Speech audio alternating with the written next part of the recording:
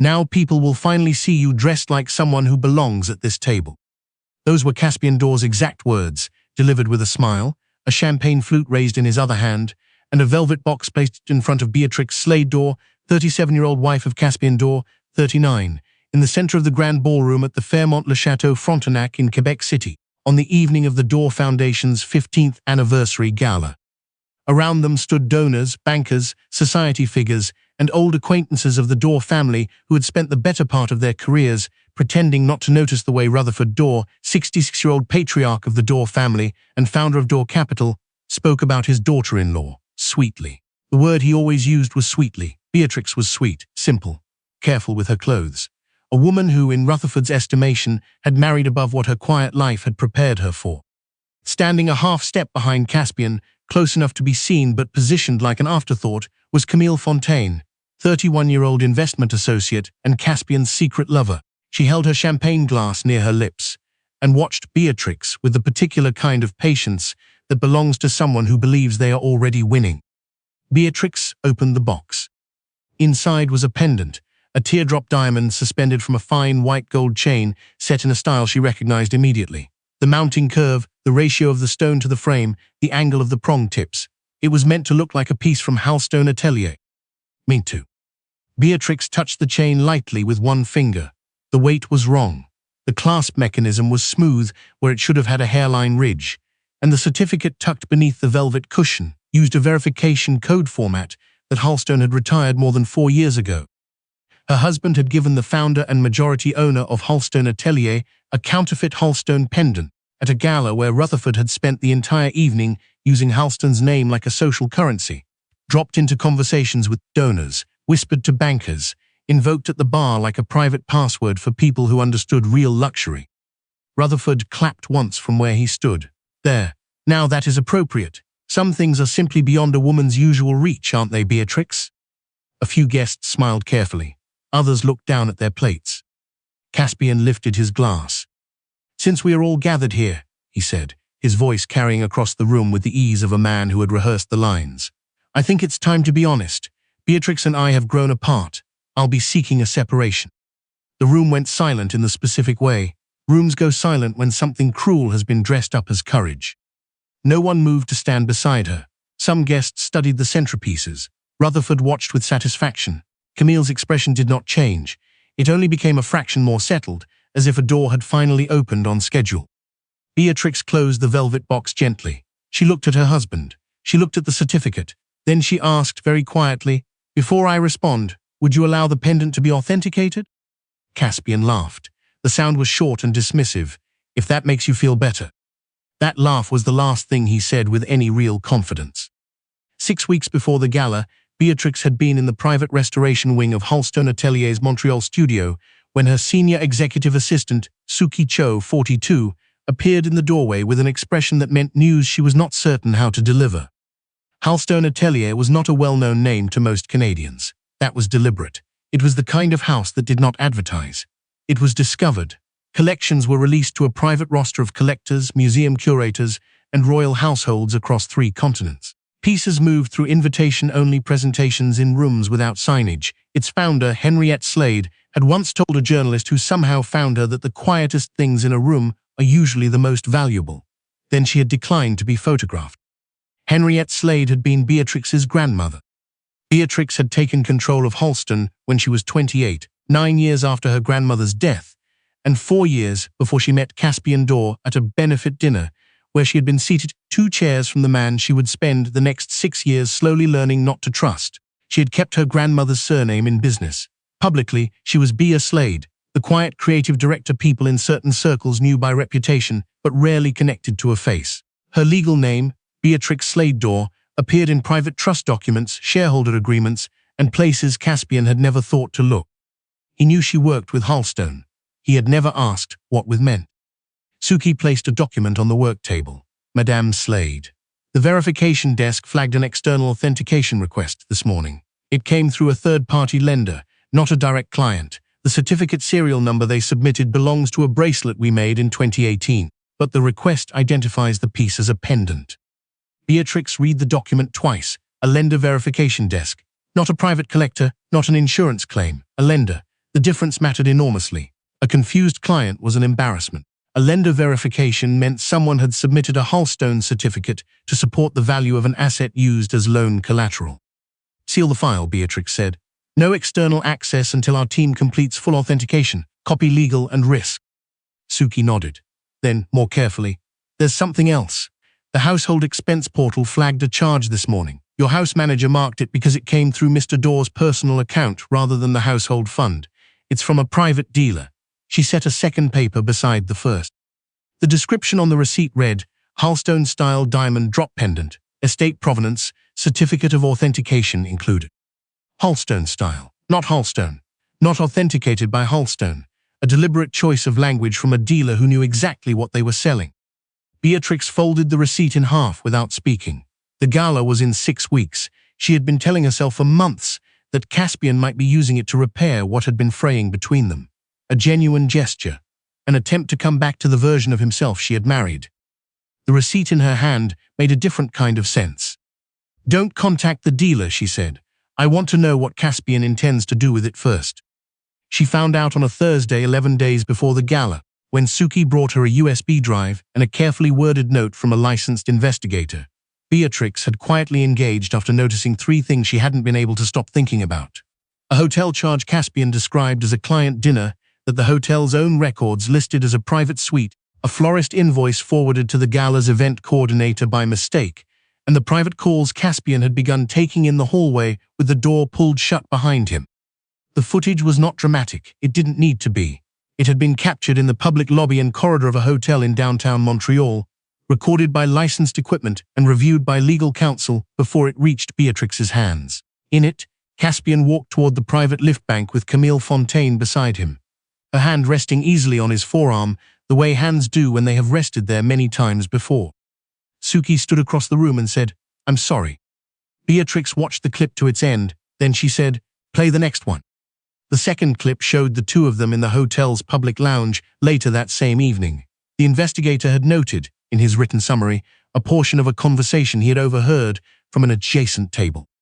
"After the gala, she won't have anything left to hold on to." Caspian had replied, "She'll sign whatever I put in front of her. She has nothing to fight with." Beatrix set the USB drive on the desk beside her grandmother's photograph. She had loved Caspian. That was the part of this she needed to allow herself to know. Not the Caspian who had arranged this, but the earlier version, the one who had found her reading alone near the back of a benefit dinner, and said she looked like someone who had been carrying something heavy for a long time. She had told herself that kind of seeing was rare. She had protected it, maybe past the point where protecting it was wisdom. Now she understood the gala was not a repair, it was a stage. She called her attorney. Yvette Marsh, 47-year-old legal counsel and Beatrix's closest professional confidante, had handled Halston's private trusts, Beatrix's shareholder agreements, and the prenuptial arrangement Caspian had signed without reading carefully because he had believed there was very little worth protecting on Beatrix's side. Yvette answered on the second ring. "He's having an affair," Beatrix said, "and he plans to announce a separation at the gala." Yvette was quiet for 3 seconds. "I warned you his financial behavior was becoming erratic, and I told you Rutherford's latest filings looked wrong." A pause. "Don't confront him tonight. Preserve everything cleanly. The investigator's report, the florist record, the hotel receipts, the dealer invoice, every message he's sent voluntarily. Don't touch his private accounts. We do this correctly." Beatrix looked at the receipt on her desk. "The pendant receipt is from a private dealer, Halston style, forged certificate language." "Send it to authentication immediately," Yvette said. "And listen, your premarital assets are protected. He signed the prenuptial agreement because he believed you had very little to protect. He has no claim to Halstone Atelier.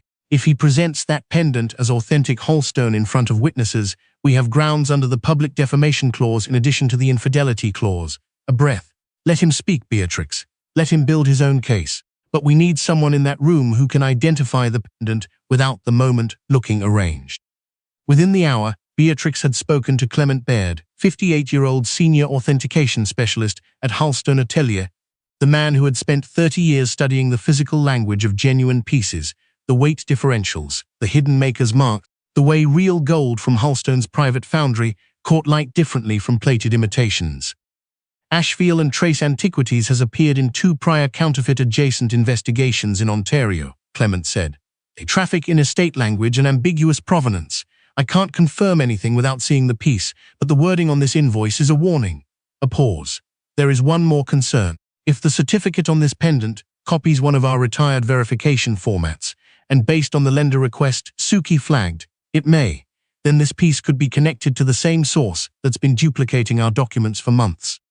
Beatrix was quiet. Can you attend the gala? The Door Foundation has donated 3 antique estate pieces for the charity auction, he said. I've already been engaged as the on-site appraisal consultant for those lots. No one will question my presence. Good, she said. Be ready. The ballroom at the Fairmont was dressed in white and gold the night of the gala. The Door Foundation's charitable mission, arts funding for underserved communities across Quebec, had been the nominal reason for the evening. In practice, it was the occasion Rutherford used each year to remind people of his family's position, his influence, and the particular flavor of old money that he believed separated families like his from everyone else in the room. Beatrix arrived in a midnight blue dress she had owned for 3 years, her grandmother's original pendant at her throat. Not one of Halston's catalogue pieces, but a one-of-a-kind piece. Henriette had made herself in the late 60s, unassuming to everyone in the room except people who knew what they were looking at. Yvette was already there, seated near the charity auction table with a leather portfolio and the particular calm of someone who has spent decades inside rooms where powerful people are about to discover something they didn't expect. Clement sat 2 seats away, reviewing the auction lot catalogue with the focused disinterest of a man doing his job. Caspian arrived with Camille at his side, not behind him, beside him. He kissed Beatrix's cheek exactly once, perfunctorily, then moved away. Happy anniversary, he said, which was not what the evening was supposed to be celebrating, and which told Beatrix that even his script had run out of precision. Rutherford held court near the bar, dropping Halstone's name into conversations the way some men quote financial returns, as evidence that they understand something the rest of the room does not. Halstone Atelier is what separates real collectors from people who simply have money, he told a pair of bankers, swirling his scotch. He glanced toward Beatrix with the expression he always used for her, generous condescension. No offense to you, Beatrix, but there are houses that simply require a certain pedigree to appreciate. Beatrix touched her pendant. She said nothing. She had learned that with Rutherford, her silence was always misread as agreement. The evening moved through its rituals, speeches, auction paddles, champagne towers, until Caspian stepped toward the center of the room and cleared his throat. He had always been good at making a room pay attention. He presented the velvet box. He said his line about belonging at the table. The guests watched. Beatrix opened the box. She felt the pendant's weight, ran her thumb over the clasp, noted the certificate beneath the velvet. 3 seconds, long enough to confirm what she already knew, then she closed the box. Thank you, she said.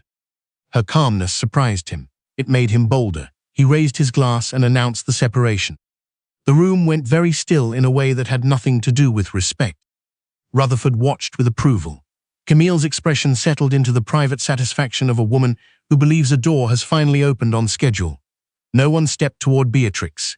Some guests studied the floral centerpieces. The room had become exactly what Caspian had designed it to be, a stage with witnesses and his wife standing alone at the center of it. Beatrix waited until he finished speaking. Then she said, "Before I respond, would you allow the pendant to be authenticated?" Caspian laughed. Beatrix looked toward the auction table. Clement Baird rose from his chair, straightened his jacket, and crossed the room with the unhurried manner of a man who had no interest in theater, but a great deal of interest in accuracy. The silence that followed was different from the earlier silence. The earlier silence had been the silence of a room watching someone be humiliated.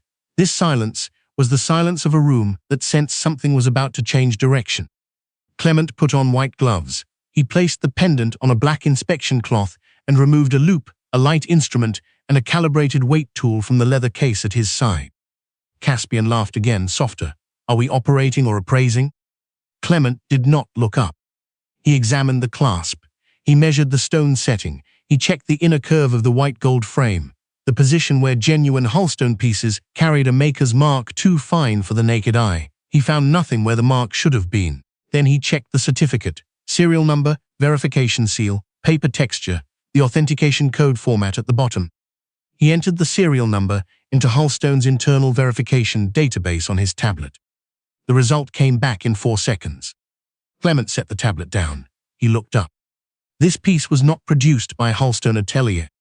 The sentence landed the way truth does when it has been kept waiting, without drama, without hesitation, and without any possibility of being unsaid. Caspian blinked. That's not possible. It came from a private dealer with documentation.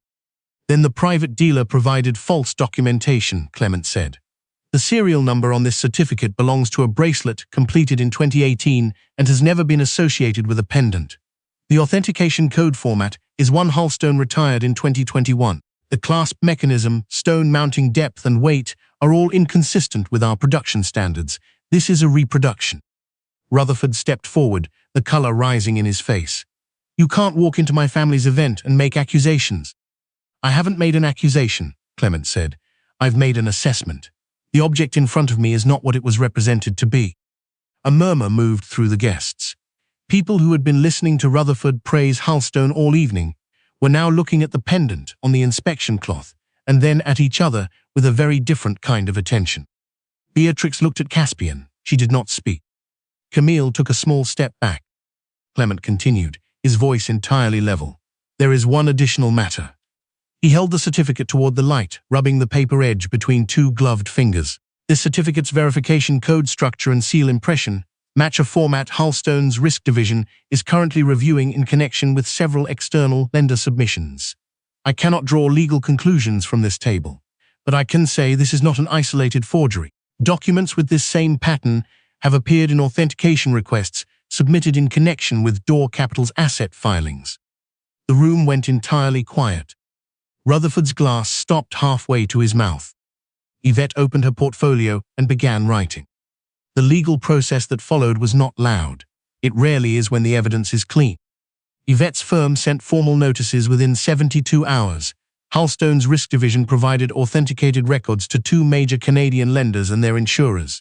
A forensic accounting team, engaged 3 weeks earlier after Yvette first flagged anomalies in Rutherford's capital filings, delivered their preliminary report within days. The pendant certificate connected to 4 additional forged Halstone documents submitted by Door Capital to support collateral values on loans totaling well over $11 million. The forgeries were not crude.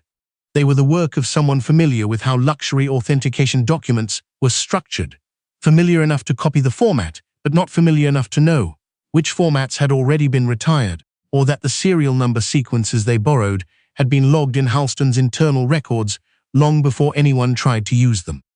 Rutherford had spent 15 years telling rooms full of people that Halstone Atelier represented the standard of real value. He had used the brand's name as a social credential, a measure of taste, a signal that people like him occupied a different tier of the world. He had spent those same 15 years sitting across dinner tables from the woman who owned it, and he had never once asked the right question. Beatrix did not celebrate, she worked. She gave no interviews. She did not post anything publicly. She made no statements about Caspian or about Rutherford. She simply allowed Yvette to handle what needed handling. And she allowed Halstone's records to speak on her behalf. And she allowed the Door family's borrowed world to show itself for what it had always been. She did not destroy them by acting. She stopped protecting them, and that was enough. Caspian appeared outside Halstone's Montreal offices on a grey Tuesday in November. Beatrix was told he had been standing near the entrance for over an hour before her car arrived. He had no driver waiting at the curb, no watch on his wrist, no Camille beside him. Yvette stepped out first, Beatrix followed. 5 minutes, Caspian said. Not through lawyers, 5 minutes. Yvette looked at Beatrix. 5 minutes, Beatrix said. He began with the things people always say when they have run out of better options, that he had been confused. That Camille had taken advantage of a period when he felt his family's pressure most acutely. That he hadn't known who Beatrix really was. That if he had known... That's the point, Beatrix said. Her voice was quiet. The rain had started, the fine November kind that barely registers until you're already wet through. You didn't leave because you misunderstood me. You left because you believed I had nothing worth staying for. He flinched. She thought briefly of the February 2 years ago when he had come down with a bad flu. And she had stayed beside him through the night without mentioning she had cancelled a board meeting with clients in London to do it. She thought of the dinners where Rutherford's remarks had made the room uncomfortable and Caspian had smiled carefully and said nothing. She thought of every time she had made herself smaller, in the belief that the right love, given time, would grow past the room she had given it. "You planned my humiliation," she said. "You organized a room full of people to watch it. That is not confusion.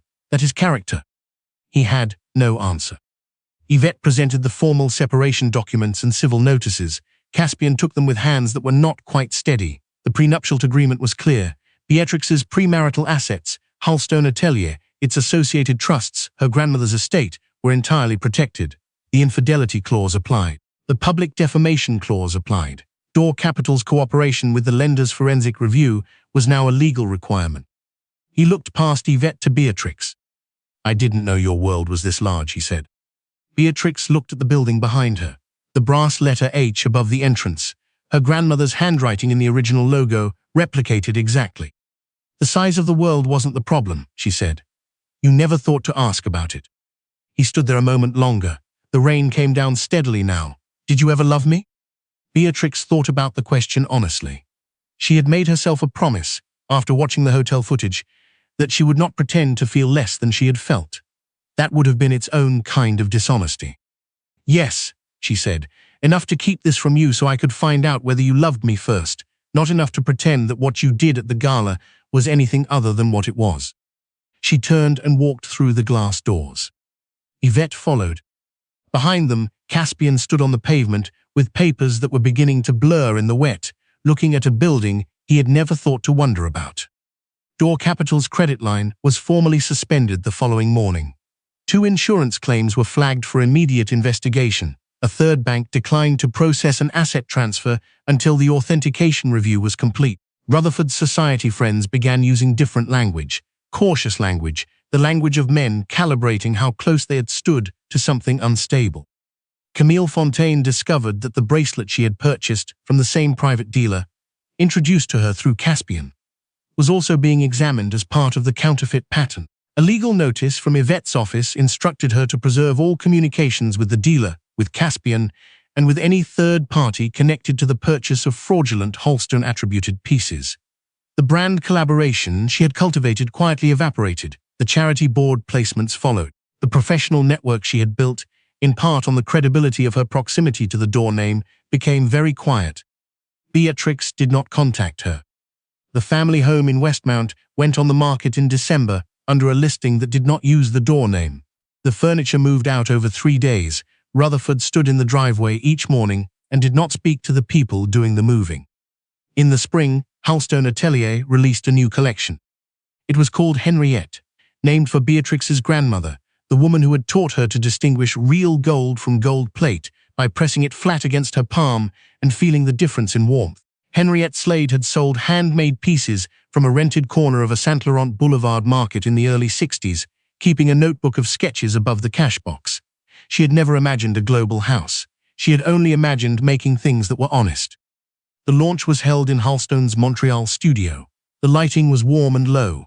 There were flowers, not elaborate arrangements, but small garden bunches like the ones Henriette had kept in a cracked blue ceramic pitcher on her work table. At the center of the room, beneath a glass case, was the first piece from the new collection, a pendant shaped like a suspended drop, simple and exactly weighted, with a maker's mark that would outlast every document it would ever accompany. Beside it, framed in plain wood, was one of Henriette's original notebook sketches, the lines uneven and beautiful, drawn in pencil in a market stall in a city that had no idea who she was yet. Beatrix stood backstage for a moment before being announced. Suki stood beside her, holding the evening's program. "Ready?" Suki asked. Beatrix looked down at her grandmother's original pendant at her throat, the one she had worn to the gala, the one that had sat quietly at her collarbone through every dinner, where Rutherford had invoked Halstone's name while looking through the woman who owned it. Her grandmother had told her once, near the end, the work should speak before the name does. But one day, let them speak together. Beatrix had spent years letting the work speak alone. She didn't need to anymore. When she walked into the room, the guests went quiet in the way they do when someone enters a space, and the space becomes more itself rather than smaller. She stood beneath the lights. She thanked no one for finally understanding her. She simply said, "My grandmother taught me that honest things don't need to be loud. Tonight this collection is for every woman who was quiet because she was choosing her moment, not because she had run out of things to say." The applause came slowly at first, then filled the room entirely. Beatrix announced that a portion of proceeds from the Henriette collection would fund a mentorship program for women building independent creative businesses across Quebec.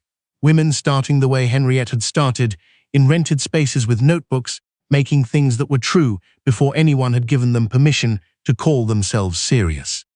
Near the back of the room, a young woman stood very still and did not bother to hide that her eyes were filling. Yvette appeared at Beatrix's shoulder after the applause settled, holding a folder. "The final divorce order came through this morning," he signed. Beatrix was quiet for a moment. "Did he say anything?" "Only that he was sorry."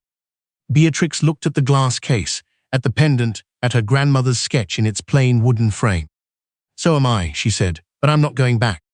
She turned toward the room, toward the guests, toward the woman near the back who was standing very still, toward the collection that carried her grandmother's name into rooms Henriette had never imagined but had somehow, in a rented corner of a Montreal market, with a pencil and a notebook, already begun building toward. Caspian had given Halstone Atelier's founder a forged Halstone pendant on the night he planned to discard her. He had arranged an art audience. He had believed her silence was the silence of a woman with nothing left to protect. He had been wrong about all of it. Some women are quiet because they are waiting, and the women who know exactly what they are worth, who have always known, are the most patient ones in the room. If this story stayed with you, subscribe to Broken Pledge Tales for more, and comment Diamond if you believe quiet women can still change everything.